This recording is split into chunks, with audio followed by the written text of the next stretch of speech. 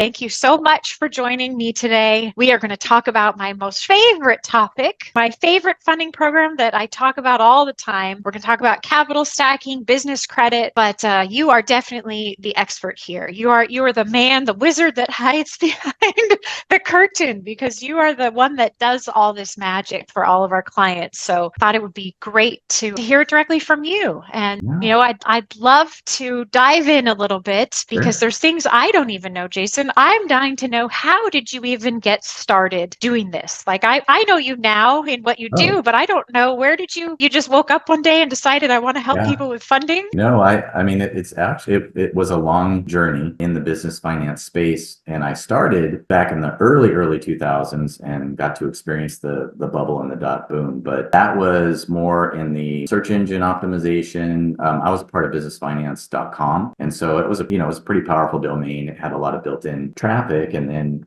I was just part of that team for a little while, optimizing that and building that out. And like I said, the bubble burst. I went kind of into another industry for a little bit, but then came back into business finance, still in the same, but this was more, we built the business finance coach, which was a login environment, WYSIWYG, step by step. And we're still doing SEO. Everything was more around the marketing of business Yeah. finance. So I became well versed in the programs, but from more of an arm's length. I wasn't in the trenches brokering. I wasn't working direct with lenders for placing deals or that sort of thing. It was more, I was working with people from a marketing standpoint. And then our business credit builder did end up becoming kind of a foundational system in the industry for the building business credit, because a lot of the current business credit builders, which you guys have one yourself, Yeah. have a lot of remnants of what we created back then. I'm not trying to overclaim, Wow. but I think we were really kind of first adopters in that sense, at least with that sort of format and Sure. engagement from a business credit building standpoint. So anyway, ended up, a lot of different things happened through that process. I ended up at Finance Store for a little while. They brought me on board to help with their marketing, but being there and, within the walls and really getting to know all aspects of the operation, and they were a good size. I was there for when they were kind of peaking, and the capital stacking, also called UBF and other things. That was really their main program. It was the one that I think, just to be honest, they wanted it to look like they had this very diverse and balanced, portfolio of offerings, but it was really capital stacking that was driving everything. That was the true engine in the background that was paying for all the other verticals that maybe weren't, Right. as profitable. And I just really became fascinated with it, enamored with it. I was like, this is amazing. I mean, I was already kind of familiar a little before Finance Store. I got to really look under the hood and understand what this really unique program was all about. So unfortunately, some things, went down to where a profitable company ended up imploding. And, we saw the writing on the wall. And my partner, Jeff Adams, and I said, hey, let's roll out, because fortunately, this ship's sinking. And let's just take what actually works, what we're seeing work. And that was capital stacking. We also did roll out with BDRA, which is the business directed retirement Yeah. account. So that's another thing where it's such a unique program that, again, it just was so novel. And I kind of,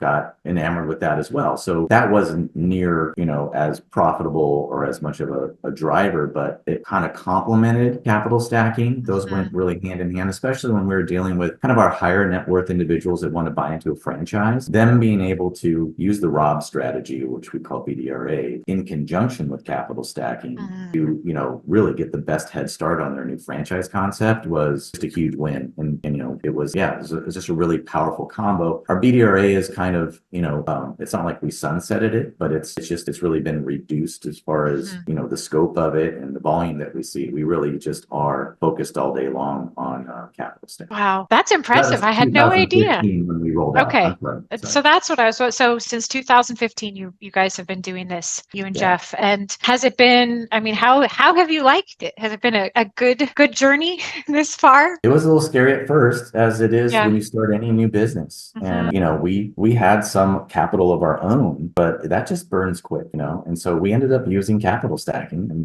this Ah, is, to be that bridge to get us to that truly profitable place, because we were able to bring over it. Thankfully, it wasn't like we were literally starting from scratch, where it's like, yeah. hey, we like that capital stacking thing. Let's just start from scratch with it. Obviously, we Right. brought over, already an amazing team that had been, I would say it was probably the best in the biz to do the back end. And so that's what I had said. We saw what was working. We saw where the real value was, that firm, and we just took that and rolled out with it. And then that's where capital funding began. But we used it ourselves. Like we obviously we had some cash up front, and then we also went and got a round of business cards, and then we had to get another round of business cards to help bridge. But here we are, and we, everyone had to deal with COVID, so that kind of like changed everyone's maybe their normal numbers or normal projections of where their business was headed. So now that we're on the other side of that, for the most part, we have had the last 2 months. Are the last 2 months our biggest ever? Yeah. Ever. So yeah, we are at our highest revenue ever. That is awesome. I had no idea. Q4 and now starting this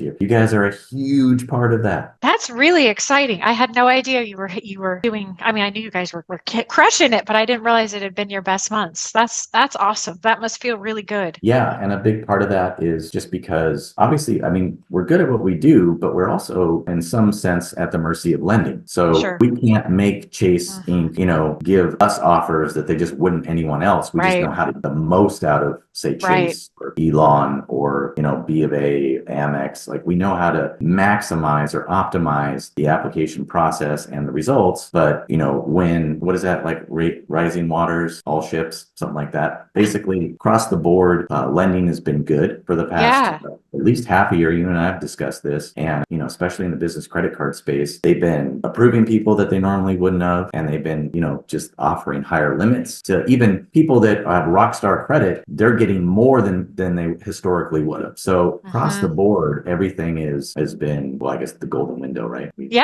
I've stole that term from you. I keep using it. I mean, we're seeing numbers that are crazy. I mean, it's awesome for clients, but it's definitely a great time for everybody. Yeah. We've discovered some more strategies and approaches that have also just improved our overall results. But when you basically combine that or compound that with what's just happening in lending in general in our space, and that's why we're just seeing, because we bill based on results, and so our clients are getting amazing results. We're making also amazing fees with that, but it's only because of their amazing results. We're not making high fees and they're staying down here. We're all going up together. Absolutely. And let's rip the Band-Aid off with fees, because I will say sometimes we get a little bit of a pushback of, well, why is there a fee? I mean, I explain why you can't do this on your own, but I'd love to hear from you. Why is that fee worth it? Why is that 9.9% worth it for someone to pay as opposed to paying nothing and trying to do it themselves? Sure. And I mean, we are at the end of the day applying for a round or a bundle of business credit cards. And just to really, demystify it, that's what we are doing, but we're doing it in a very strategic and a very methodical way to optimize outcomes. So any of our clients can obviously go apply to the same exact cards that we do, and they'll get some results, right? But it's just not going to be at the factor of the multiple that we get, because we've been at this long enough to where we have just seen it continue to prove itself. Especially, you're in something long enough, you have enough customers, you get enough anecdotes, you get enough confirmation of what you're doing. We've had plenty of people go off and do it on their own and come back to us, and we're like, that's exactly what we told you was going to happen, and we're sorry that, but you've already done it, and now we can't go and do what we were going to do because you went and did what we were supposed to do for you. And so you went and applied to 4 or 5 business credit cards. You got the results that you got, and that's fine. And yes, we probably gave you a projection that was like 3 to 5 times higher than that. And that's what you're paying for. We're only speccing out 0% cards. So with the business credit cards, that's anywhere from 9 to 18 months of no interest. So when you figure you've got multiple accounts and you kind of average out the 0%, you're looking at your first year across these accounts on this capital, this working capital, your first year is at 0%. And so our 9.9% fee, if you want to, there's so many different ways to look at it. But say you're all about, every client's different. At the end of the day, it's ROI. And unfortunately, we've had clients that only fixate on interest rates and fees. And I get it, but they're missing the bigger picture of, if I use this to make money that way outperforms the cost of the funds, then I'm winning. So, but if you really are all about interest rates and fees, you can look at it like my first year of interest on this fully unsecured business funding that doesn't show up on my personal credit is only 9.9%. Think about that right now on our current interest rate heavy environment, Yep. that's very low cost Yep. of funds, because at the end of the day, your interest rate is your cost of funds. And so you can look at it that way. But the way that I really like to look at it, and maybe that's just more because of how I'm wired personally, but if you go out and say you go to 3 business cards and you get $20,000. And if we go to the same 3, or at least in the same suite of cards or similar banks, we'll probably get you 60. I'm just trying to be very grounded, very conservative here, not marketing. That's $40,000 more dollars. Would you pay just under $6,000 to get 40,000 more? Because you wouldn't have it. Like, Yep. that just would not be your money. That wouldn't be capital that you would have access to. So you're paying for access to something that just would not be there for you, would not be available. If we're making something available that wouldn't exist, you're paying on that delta. You're paying on that amount. That's actually more powerful to me, because yes, I will pay a few $1,000s to get tens of thousands more for my business, to ensure I'm meeting expenses, to ensure I'm launching right, to ensure that I succeed. Does that make sense? Absolutely. Absolutely. You said that absolutely perfect. And it's the best argument, because I think a lot of business owners, they get stuck up on the fees and the rates, and they don't look at that bigger picture. And if you break it down into, so for example, you're buying a real estate flip that you're going to make 70,000 in profit. Is that worth, let's say you got 100,000 capital stacking, is that worth the roughly 9,900 to be able to make 60 grand, 70 grand? Absolutely. Otherwise, Right. you make zero. Right. And that's really, I love looking at it that way. 100%. So and I'm curious, in your mind, if someone were to ask you, Jason, what is the benefit? Why is having business credit so important for business owners? What's so great about it? How do you answer that? Oh my gosh. I mean, you keep it off your personal credit, number one, and I almost everyone on our team, personally, I've got obviously the LLC that runs capital funding. I have my own LLC I use for properties. I've got a whole nother suite of business credit under that. Got the shared business credit under capital funding. We still use those cards. Like, we don't need those business cards, just to, bridge or make ends meet. We're using them now and paying them off fully every month just for the points. Again, huge, obviously business credit cards, some of them have amazing cash back, travel, all those things. So we're using those instead of, we got plenty of cash, but we're getting all these great, rewards. But then we're also really, continuing to develop our business credit profile, which is a very separate thing. And Paydex score is really high.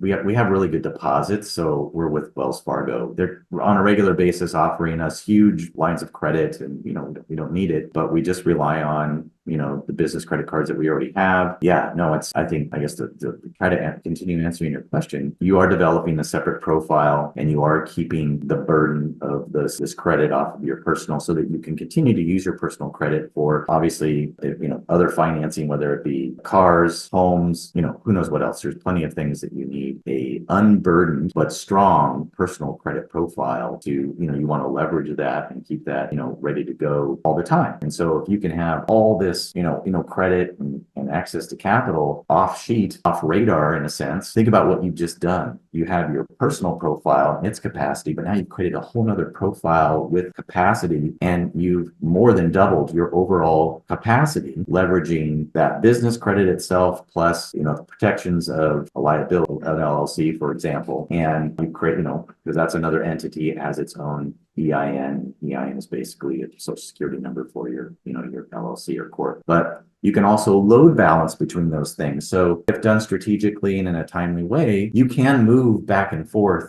Some people, CPAs, may not like this, but you can move back and forth between your business credit and your personal. If you've got to do some certain balance transfers, or use them with each other to optimize both. So yeah, there's the load balancing component as well, where you're just kind of using, you want to keep a definitely level of separation, especially from an accounting, standpoint, and where it comes to tax time. But there can be crossover. Obviously, a lot of people have to use personal credit cards and personal term loans to get things off the ground for their business, because they don't quite have the personal credit profile to support business credit yet. So we will facilitate that as well. We will help people, access personal or consumer-based credit. But the idea is to use that, and then, not too far down the road, as long as you use it responsibly and properly, you can then get a round of business credit and move some things off, And so, man, it just opens up just so much that you can do. And, again, there's the Paydex score, you get your Experian and Telescore. Equifax is a little bit different. That's for larger, more enterprise stuff. But you develop your business credit profile, and,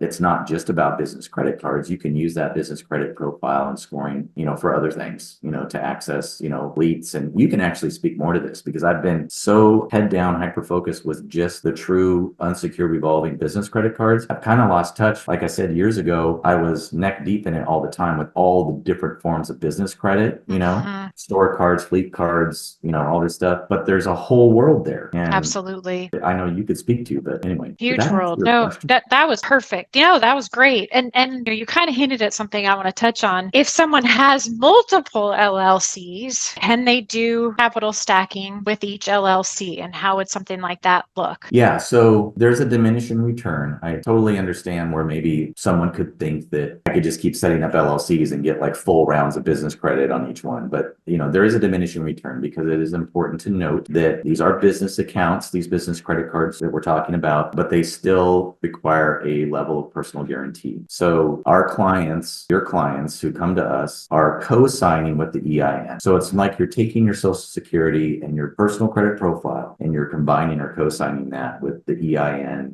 and the entity, the state filed entity, to then, create a full application package for these business credit cards. So it's so important to understand that these are really low to no doc, no financials. These are true credit cards. So they're unsecured, they're revolving, great for, obviously capital management, expense management. So the only thing that the banks are really underwriting on, the only thing they can really securitize this on is your personal credit. That's really the main thing. If you've got an aged entity, if your EIN is over a couple of years old, right, and it's in good standing, and there's nothing negative in the business credit side, because that is, as we talked about, is a whole other profile and world that can go negative or positive, just like your personal credit. So you got to manage your business credit responsibly. So as long as that's clean, you got some age on your EIN, that can also augment overall results. That can increase the offers from the banks. But first things first, they look at your personal credit, especially if you're a startup. Clearly, that's really all they have to pin it on when they're making a risk decision or a risk assessment, right? So remind me real quick what you're asking.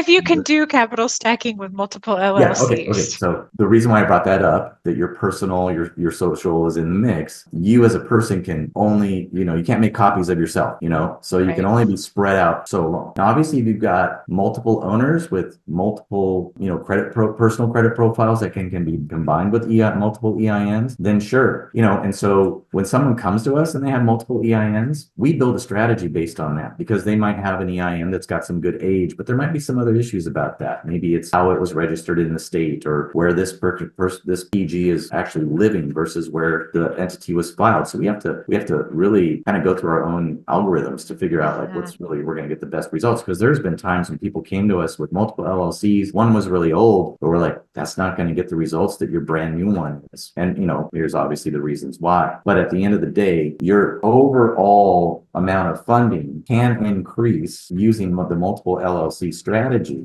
over a certain amount of time. So if someone comes to us and they just want to go gangbusters all within the same few weeks with multiple LLCs, that's just got a quick diminishing return. The banks see you involved with these multiple LLCs. I wish it was that, it's just not as cloaked as maybe people think, even though, again, these are true business accounts. So, but using the multiple can be a lot more effective if you do it over a staggered period of time. So within 6 months or within a year's time, now we're going to go over to this one, we'll use that LLC. But, obviously, if you've got multiple PGs, multiple personal co-signers with the LLCs or the EINs associated with those, then yes, you can get an overall higher aggregate result. It just, be careful not to oversimplify the thinking. As long as I got LLCs, I can just do totally fresh rounds, because there's only so many banks that are offering true business credit cards. And that's the thing, true business credit cards is very important. And so there's been a couple more banks that have come online over the last years that we're taking advantage of. But at the end of the day, it's a pretty small, finite stable of options. And so they can see, right? They can see cross personal credit profiles across the,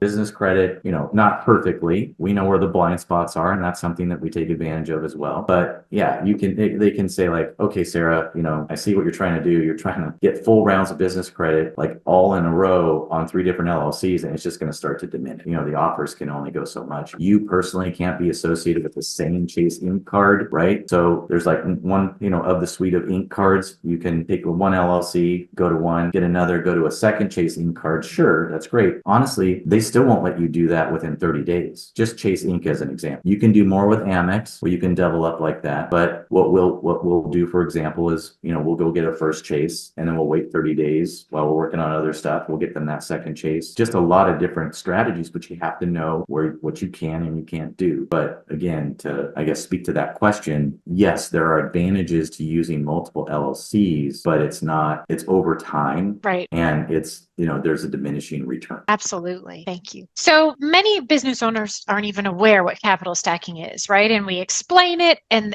we get that pushback sometimes of, I don't want a bunch of credit cards. I want a good old fashioned business loan, like a business line of credit or term loan. What's your argument of why this is so much better than your traditional business loan? Well, I guess I have to be careful not to paint with too broad of a brush, because it is, certain situations are better for, one form of financing or another. A lot of why people end up going through us is because they don't have any other options. But there are a lot of people over the years that have used us who have other options, but saw this as just the better way because of their situation. So I'm not here to knock SBA loans. I mean, SBA loans are great, and they have some that are tailored for startups. They obviously are heavy on financials, have stringent requirements on personal credit. Anyone that's got 20% more ownership has to also be a PG. So everyone kind of has to have strong personal credit that would, that definition. They've got, the best rates, some of the best rates you can get in a conventional sense. But with a loan, they give you the whole loan. Like if you get a $200,000 loan, all 200,000 hits your account and you're on the hook for all 200,000. So does that work for you? Just, look at your situation. That we've had people that easily qualify for a strong SBA 7A, but go with capital stacking because it works better for their situation. They don't want to be on the hook for the full amount because you have got to start making full monthly payments on that amount. Absolutely. That's just one, practical example. But yeah, I mean, you have to look at the unique nature. These are, everyone for the most part understands how a credit card works, but it's a revolving account. That means you're only paying on what you charge. So whatever balance you're running, that is what your payment is based on, and that's what you're on the hook for. But you can have $200,000, which we just got someone $209,000 in just business credit cards. But you have access to $209,000. You don't have to use all $209,000 in the first month and be on the hook for the whole thing. But if you've got a situation that does need that because it's a huge build out, heavy capital requirements right out of the gates, of course, and you can qualify for an SBA. I'm not going to tell you not to do that just because I just do capital stacking. I mean, it's got to make sense. Absolutely. Right? So great answer. No, I appreciate that. I always like your perspective on these things. And just so you know, we did do the numbers one time, running, a 5-year or a 10-year term loan compared to capital stacking, and just the numbers, and it was staggering. The amount of interest you'd pay, your monthly payment. I mean, it's still, even with the success fee of 9.9, you're still coming out ahead as opposed to stretching a 10-year term loan. Right. Absolutely. Right. Well, what about, we talk about how these come at 0%, which is awesome. And a lot of people's fear is, oh my gosh, what do I do when the 0% ends? Should I just close the cards? That's the biggest.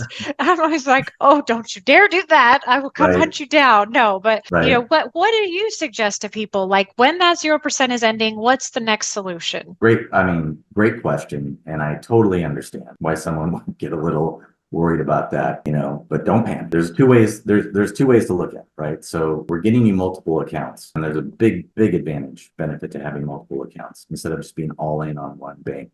Is you can use those multiple accounts, multiple bank relationships, not against each other, but kind of with each other to, get the most out of those accounts in general. One of the things you can do is balance transfer game. And that would be simply, whichever one's coming due first, whichever 0%, period is going to end earliest. You want to make sure that you've used that card. You got to pump some blood into it. Doesn't mean you have to max it out or anything. But then you want to clear that out. You want to get it as close to zero as possible as you get closer to the end of the promotion. Then you want to go to that bank. You want to say, I want to balance transfer a large amount, which, this is assuming you've got decent size balances on the other cards. And you can't balance transfer within the same bank. So you can't balance transfer from Chase to Chase or Wells to Wells. So it does have to be another bank. And you do have to have the balance transfer feature as part of that card. Most of the ones we go to do have it, not all, and that's important to understand. But you say, hey, I'm about, I want to transfer this over, but my 0% promotion is ending. Can you recast it for me? Can you, sometimes they'll even do this, they'll replicate the original promo. Sometimes it's shorter, but it's a way to stretch that 0%. And you will do that with that balance transfer. Now, there is a fee on the balance transfer. So that's something to, understand. That's it. It's just a one-time fee to do it. And then you're keeping that new lump that you cleared out on that other one, and then rinse and repeat to whatever extent you can. Now, here's the other thing to maybe offset the, the blow of that, the promotional term, is understanding just how APRs work. So right now, APRs are high everywhere. So people, even with the best credit, they're having to choke down pretty high APRs on their credit cards, for example. So what would have been in the high teens, mid to high teens, is in the low to mid 20s now as far as APRs. But that's what it is. APR is an annual percentage rate. So they're having to choke down pretty high APRs on their credit cards, for example. So what would have been in the high teens, mid to high teens, is in the low to mid 20s now as far as APRs. But that's what it is. APR is an annual percentage rate. So I'm going to break this down. I'm going to oversimplify it, but it is pretty much, calculates out this way. Is if you've got a 24% APR, will go high on a 12-month year, that's roughly 2% a month. So whatever balance you're running, so say you have a $50,000 card and you put 30,000 on it, and you just let that 30,000 sit, and this is with an APR. So this does not count during your 0% promotion. There's no percentage on it. This would be after the promotion is over. Now there's an APR, and this is not an APR that it's not like back interest suddenly is, so I want to clear that up because some people are worried about that, right. Which some store cards have been notorious for doing that. This is not that. It just suddenly you get an APR on whatever's there. No back interest, no shockers, but you would have to go a full year with that 24% APR before that full 24% on 30,000 is paid. Like before you would end up paying 24% of 30,000, right? Otherwise it's just 2% a month. So it's business, right? It's timing, it's bridging, it's getting creative when you have to. But having 2% on your money for 30 days is not that bad if you really think about ROI, the amount, what you're making with that money over whatever amount of time it is. And the idea is to not let 30,000 sit for a year, right? You're churning, you're running, you're maybe moving it over to other accounts. So I think it's just important to understand how APRs work, because when someone, even on the very high side, like 24%, they're like, oh my gosh. Well, yeah, that's a big rate, but that's not 24% a month. There's obviously business financing that's close to that, but it's not this. It's not this. So just think about it in terms of cash flow and the cost of funds. And as long as it's still making sense, and as long as your profits are really profitable, then you're good. The only other thing would be on that, if given enough time, because the average is 12 months of 0%, promotional APR, people come back to us for another round, right? So we can go get you some fresh cards that have fresh 0% APR. That obviously has a diminishing return as well, but especially if someone comes to us for their first round of business credit, they can come back in 9-12 months, get another close to full round. I mean, actually, we've done second rounds that are higher than our first. Jeez. You get to your third round though, and that might start to,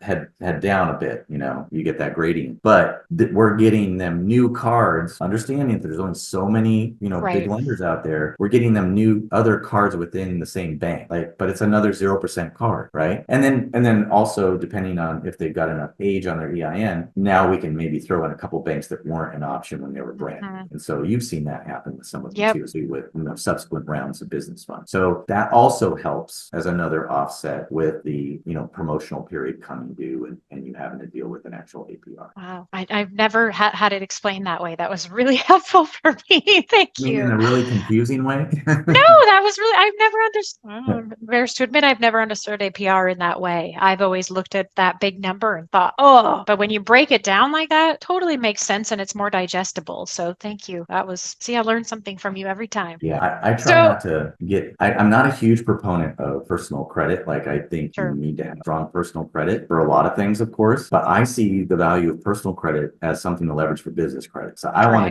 I want to be in the business credit world. I want to be using much more business credit personally than my personal Mhm. credit. So yeah, you want to obviously do everything you can to grow the heck out of your personal credit, but you want much bigger capacity on your business side. You don't want to be top heavy with like all this personal credit and like small business. Like, you want big business credit that you Mhm. were able to get to through a strong personal credit profile. So I don't want to be misunderstood as like, No.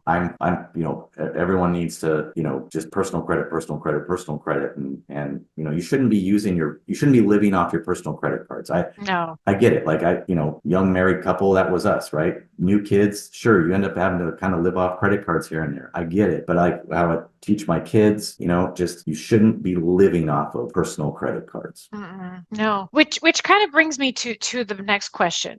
I get a lot of pushback because a lot of people think the path to business credit is just having a great score, and they apply and they have maybe a 750 and they don't qualify, and they'll say, Sarah, I have a 750. Why couldn't I qualify? So from your point of view, why is it so much more than just the score? So bad because we're the ones actually DQing those. Well, no, but there's a reason why. And I mean, Of I course there explained, is. trust me, Yeah, we want to say I, yes to everybody. Yeah. right. No, you're right. Yeah, so it's just the way, the algorithms work with scoring. But we are not really score is important because score is just a reflection of your credit, your profile. But that's really all we're interested in is your profile, the guts, the meat of it. And, the score gets you in the door. Right. So that's like an important first variable. But what we really review on, underwrite on, whatever, because we're just mirroring what the credit card issuers, underwrite and mirror on, or we're mirroring them, is, what's actually in the report,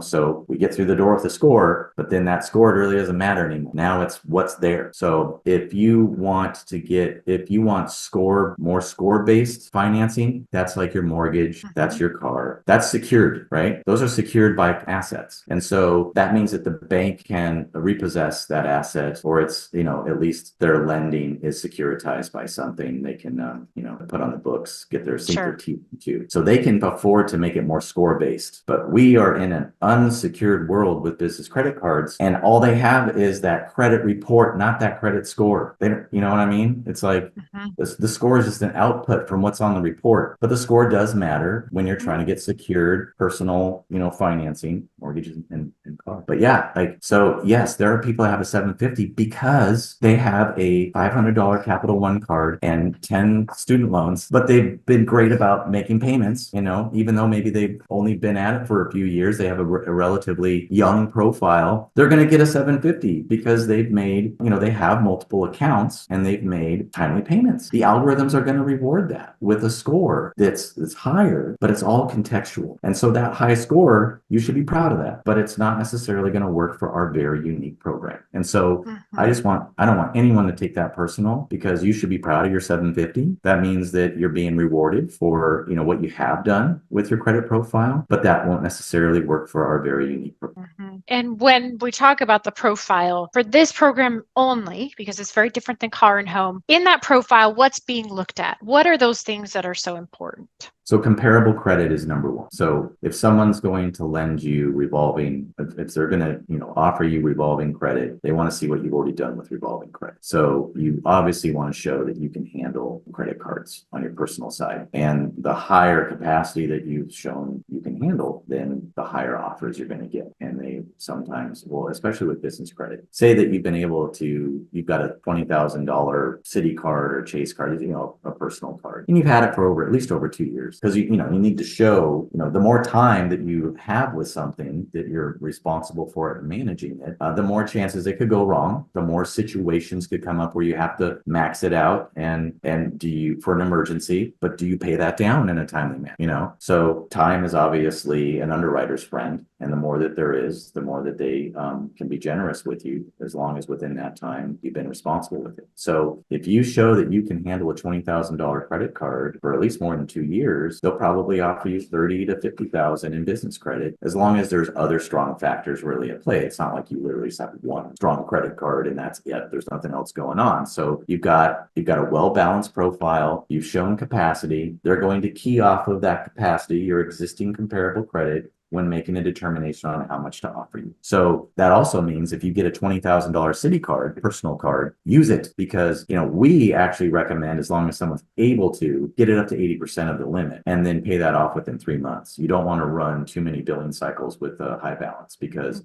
in certain cases, the banks can even see that, So, and what honestly happens is, like a side note, if you have all of your revolving maxed out for too long, and then you do make a payment, you pay down that balance, so substantially, they'll reduce the limit, because you become kind of a risk. Like, Right. you maxed out, and then you kind of like, you held the credit card hostage. You had it just kind of locked in up there for like a year or too long. And then as soon as you get that down, like 50%, they're like, nope, they're going to meet you right there. They'll cram down that limit. And so when we see credit profiles that give the hint that maybe that's what's been happening, we will include that in our review. We will obviously advise the client and say, hey, why don't you go pay down this one to 50% if you're able to, if you can afford that, see what happens. And if they don't reduce the limit on you, then we can move forward, because hopefully that's not going to happen with the others that you need to pay down. So yeah, I feel like I didn't fully answer your question. Nope, you did. No, that was perfect.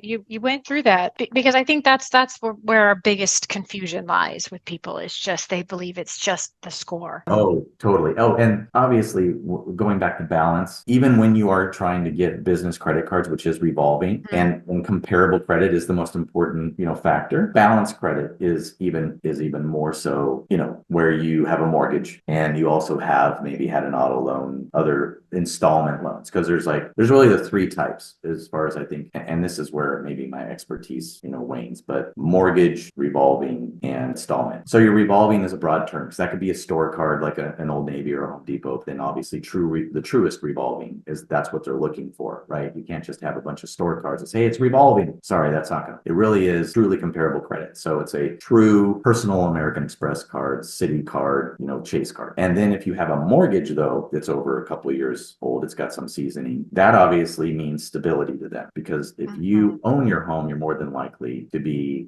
maybe more financially solvent, just more likely, to make payments, because that's also where you live, and you're definitely going to make that payment. So if they see someone that's got, on the flip side, late payments on their mortgage, that's a really big problem, because they're like, that's where you live, you don't go late on that. But anyway, then if you can have some installment, like an auto loan, I get a lot of people like to just be cash heavy and buy things outright as much as possible. But if you can show, hey, yes, I not only can more than handle revolving, but I can handle mortgage, I can handle installment, because they're all slightly different animals, right? It's different ways to manage payment, manage financing. You're showing a level of, I guess you could say, financial literacy, because you've been able to manage those over a certain amount of time. And honestly, some people, and this is what they found just, over time, some people will be great about their loan, but they'll be terrible with the revolving. It's like, for whatever reason, they just have a great history with installment loans, whether that's student loans, car loans, whatever, but you give them a credit card and something breaks up here and they just don't know how to manage it. So, and vice versa, right? So, that's why it's important to show balance as much as possible, that I've been able to, handle multiple types of financing, so that you, with a high score and depth, meaning that you had accounts for years, that's what is obviously going to yield the absolute best results with the business, our program. No, absolutely. And that kind of answered even my next question, because I was going to say, for the average business owner that's wants to do capital stacking, but knows they're not in a place now, but they want to work towards it, what kind of answered it, but what kind of steps, what would you advise them to focus on? Because I mean, we do get a lot of people that are like, just give me a plan, Sarah. I know I need this at some point, but spell it out for me. Are there any specific points that you didn't just share that would be helpful for them? Sure. I mean, obviously there's so much to cover there, and yeah. Sorry. Even my expertise can only go so far. I mean, right. So you definitely want to build strong revolving, right? if you don't, and that's fine. We get people great results without a mortgage. I don't want people to feel like they have to have a mortgage, but I would say it's good to have, an auto loan on there with your revolving. But first priority, if, your eye is on the prize, and that is business credit, is, really focus on building strong revolving history and capacity. And a lot of people think that means a bunch of different credit cards, and that's not the case. You want to go a few credit cards, but you want to build up, not wide. Up, not out is really what I recommend. So you want multiple accounts for sure, but think in terms of like 3 or 4, credit cards, but really work on getting those limits. So almost, most of the major banks, the big credit cards, they'll let you log in and request a credit limit increase without an inquiry. As long as, it's on the login, as long as like when you go into your account for that card and it's an option to request a credit limit increase, they're not going to hit you with an inquiry. Now, if you call in and, because maybe it's not offered in the back office in your login, and you call in and you ask a rep, that could go either way. There's a really good chance that they might actually hit you with an inquiry on that one. So you want to ask, while you're requesting. And when you request, go big, like double it, especially if it's one of your first cards and you don't really have anything else to compare it to, because that's, when you get into more usage, you can start comparing your cards to each other when you're requesting. Say like, hey, yeah, this is at 10,000 right now, but you can look at my credit. When you soft pull, you can see I got a $20,000 Amex. I want more. Give me 25 on this. Like bump me up 15 grand. It's just like this little game. You don't, go too nuts. And then it's also understanding the definition of household income, which is a whole other thing. But you're building skyscrapers with, like kind of look at your credit cards, whether you love or hate the city, you're building like a city. It's like you're building up with those. It's not sprawl of just like a bunch of one story. I've got, I've taken every offer on a store card so I can get that 10% discount. Don't do that all the time. Sure, Right. My wife just did. She got an amazing deal at Old Navy doing that. But I don't recommend just going nuts on store cards. Have a couple of those. Have 3 real credit cards. Have an auto loan. If you got a mortgage, that's great. But if you just want to know what to focus on, it's that revolving first. After 6 months of using an account, just start logging on and asking for increases. You want to build up. You want to show capacity, and then you want to use it, because if you've got too many accounts, now you're spreading yourself thin on what you can, what you can really pay down. So it's better to have big limits on a few accounts that you can run up those limits and those with high balances, as long as you're paying those down within 1 to 3 billing cycle. Awesome. No, I again, those were some extra tips I didn't even know. So thank you. Okay. We've covered a lot. I'm trying to think. Can you think of anything that I didn't ask you about that you feel like is important for people to know about capital stacking, or even working with you? My partner's on the sideline. Anything, Jeff? Did we cover everything?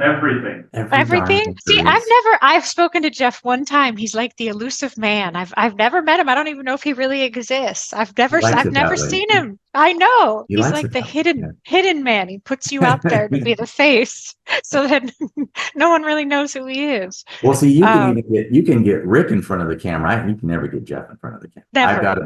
I've got to be the Sarah of capital. I see. I got it. I know how that works. And then anyway, I think we covered everything. I can't think of anything. Those were just some really great nuggets for people that, the benefit of you is you explain things differently than me. And I think some people grasp onto the way you explain it better than how I explain it. It's all different for every single person. So, I thank you. Well, thank you for saying that. But I follow you on TikTok, and I think you do an amazing, seriously, you can even turn off the recording. I'll tell you this off the recording. You do an amazing job of taking these concepts and making them digestible, accessible,